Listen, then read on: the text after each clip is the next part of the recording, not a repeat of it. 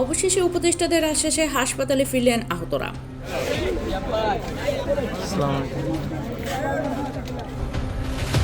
বিক্ষুব্ধ আহত ব্যক্তিদের শান্ত করতে বুধবার দিবাগত রাত 2:30টায় পঙ্গু হাসপাতালের সামনে যান উপদেষ্টারা।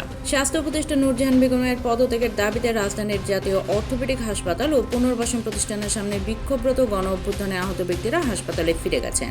আইন উপদেষ্টা অধ্যাপক ডক্টর আসিফ নজরুল, মৎস্য প্রাণী সম্পদ উপদেষ্টা ফরিদা আক্তার, যুব ও ক্রীড়া উপদেষ্টা আসিফ মাহমুদ সজীব ভুইয়া, উপদেষ্টা মাহফুজ আলম ও প্রধান উপদেষ্টার বিশেষ সহকারী অধ্যাপক মোহাম্মদ সাইদুর রহমান বুধবার দিবাগত গভীর রাতে পঙ্গু হাসপাতালের সামনে আসেন এবং তাদের দাবি পূরণের আশ্বাসে সড়ক থেকে হাসপাতালে ফিরতে রাজি হয়েছেন বিক্ষোভকারীরা।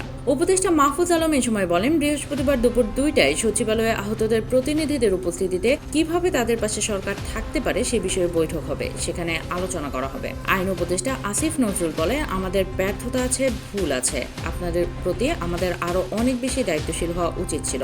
আমরা চেষ্টা করেছি, চেষ্টার কোনো ঘাটতি ছিল না, কিন্তু আমরা করতে পারিনি। তিনি আরো বলেন, আমি প্রধান উপদেষ্টার কাছে গিয়েছি, তিনি আন্তরিকতার সঙ্গে বলেছিলেন যে সবার চিকিৎসা সহ যা কিছু দরকার তা উনি করবেন। আমাদের অবশ্যই ঘাটতি ছিল, আপনাদের এইভাবে বসে থাকা আমাদের ভালো লাগছে না, এটি আমাদের জন্য হৃদয় বিদারক। পরে উপদেষ্টাদের নানা আশ্বাসে হাসপাতালে ফিরতে রাজি হন বিক্ষুব্ধ আহতরা।